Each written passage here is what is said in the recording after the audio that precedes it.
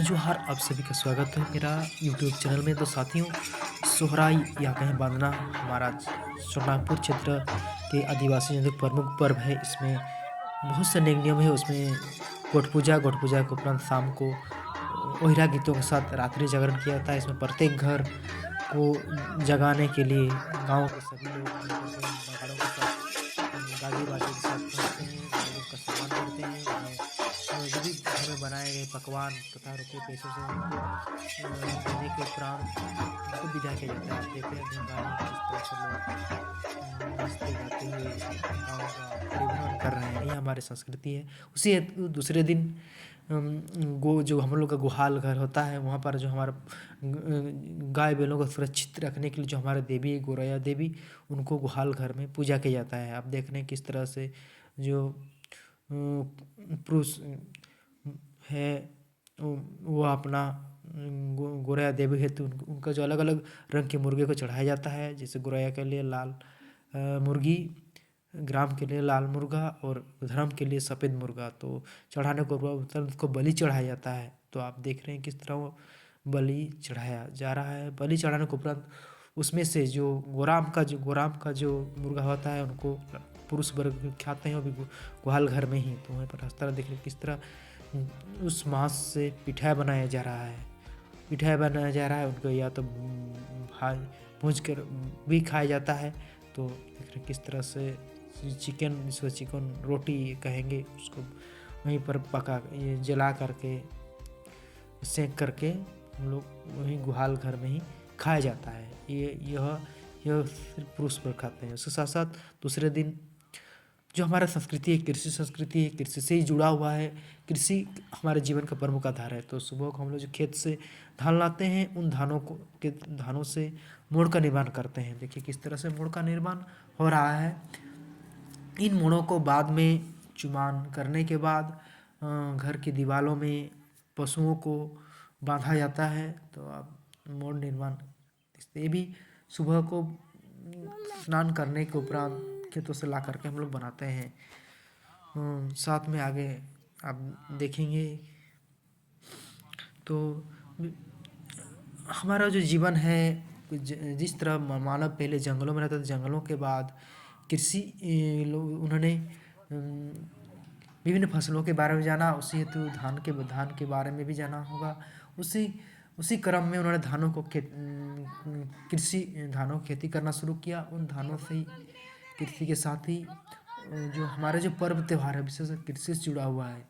कृषि का नेक नियम, चाहे आप धान को बीज बोने से पहले या बीज को लाने से पहले हर एक क्रम में धान को भाव भक्ति के साथ लाया जाता है, बोया जाता है। तो विशेषकर यह सोहराय जो पर्व है, विशेषकर पशुओं का पर्व है, उसके सम्मान का पर्व है।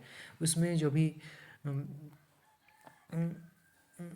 फसलों कृषि संबंधित जो औजार होता है, चाहे हल जुआट, ये जो भी या जिन रस्सी से पशु को बांधा जाता है, उनको भी साफ करके सुबह लाया जाता है। इसमें देख रहे हैं उसी दिन तीसरे दिन शाम को चौक पूरा होता है। चौक पूरा के बाद जो भी हम लोग ये रहता है जहाँ चौक पूरा शुरुआत करते हैं, वहाँ बेल को पार कराया जाता है। उसी हेतु बीच बीच में गीत विभिन्न जो बेलों से संबंधित गीत है उनको गाया भी जाता है।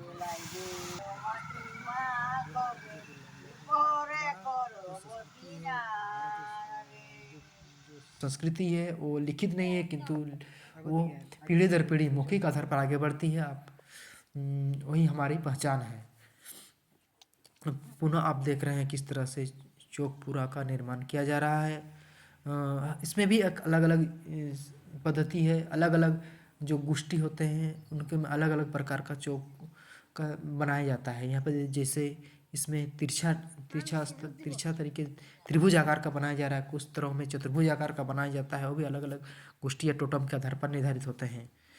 घर में जो बच्चे होते हैं वही लोग भी इसमें सहयोग करते हैं घर के जो भी इस पर्व त्यौहार में। तो उसी ये में बीच बीच में ये भी लगाया जाता है, सिंदूर भी लगाया जाता है। और जो भी ये जो घो आप एक चीज़ बताना हम चाहते हैं, इसमें जो घोल बनाया जाता है वो विभिन्न प्रकार के वृक्षों के पत्तों को कूट करके उनमें जो चावल का जो चूना रहता है उनको मिला करके, चाहे तो लार लार बना करके उसको इस तरह का निर्माण किया जाता है। घर की महिलाएं, जो बुजुर्ग महिलाएं, वो गीत सोहराय या पांदरा पर्व गीत गाते हुए भी देख रहे हैं आप। हमारा संस्कृति की बात करें, हमारा कृषि संस्कृति कृषि जीवन का ही आधार है। कृषि से ही हम जुड़े हुए हैं। हमारा जो प्रारंभ होता है साल और कृषि से ही जुड़ा शुरू होता है।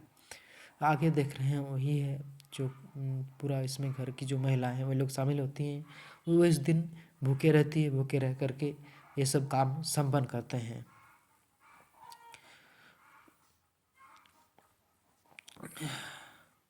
ये सोहराय या बांधना पर्व में अलग अलग नेग हैं, अलग अलग विधि विधान है। विशेष कर यह पर्व है पशुओं को हम लोग किस तरह सुरक्षित रखें, क्योंकि पहले ज़माने में किसी के व्यक्तित्व या संपदा का आधार पशुपालन पशु ही था। पशु को देख करके, उनकी कृषि को देख करके उनको पहचान मिलता था। तो इसलिए कृषि और पशु कैसे सुरक्षित रहें, तो पशुओं को उनके लिए इसमें पूजा किया जाता है। उनको उस तरह का रस्म निभाया जाता है ताकि हमारे पर जो पशु है वे सुरक्षित रहें। आगे हम बताए थे किस तरह जो मोड़ निर्माण होता है, उन मोड़ों को भी चुमान किया जाता है। तो आगे आप इसमें देख पाएंगे किस तरह मोड़ों को चुमान किया जाएगा।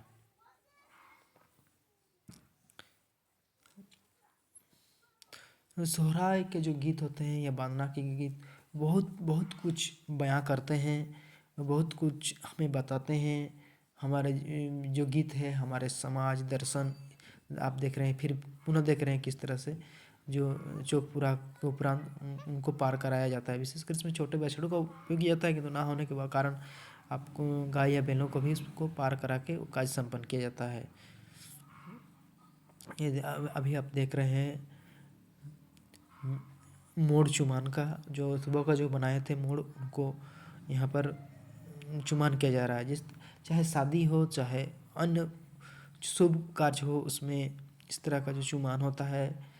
शादी घर में लड़का लड़की का चुमान किया जाता है। तो देखिए इस तरह से जो उनको सुरक्षित रखने के लिए सरसों और आग को डालकर उसको इस तरह से घुमाया जाता है।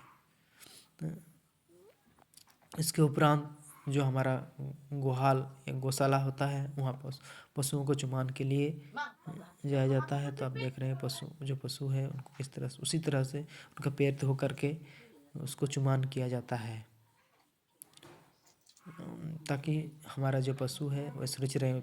उसी समय साथ में उनका सिरों में जो तेल है, सिंदूर है, वो भी लगाया जाता है। उनको करने के बाद उनको ये सब काज संपन्न किया जाता है।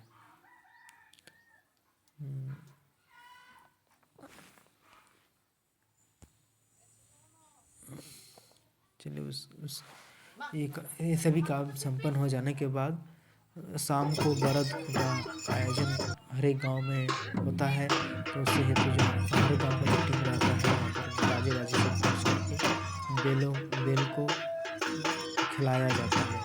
तो जो भी गाँव हमारा जो देखा जाए तो हमारा जो संस्कृति के जो वाहक है वो बुजुर्ग लोग ही हैं, क्योंकि आज डीजे की संस्कृति, डीजे के कारण हम अपने मूल गीतों को भूल जा रहे हैं। किंतु उन बुजुर्ग लोगों के कारण हमारा जो प्राचीन गीत है बचा हुआ है, क्योंकि हमारा प्राचीन गीत का जो सुर है, उनका जो ये है बहुत मायने रखता है, बहुत कुछ भाव देता है। इस तरह आप देख रहे हैं बेलों को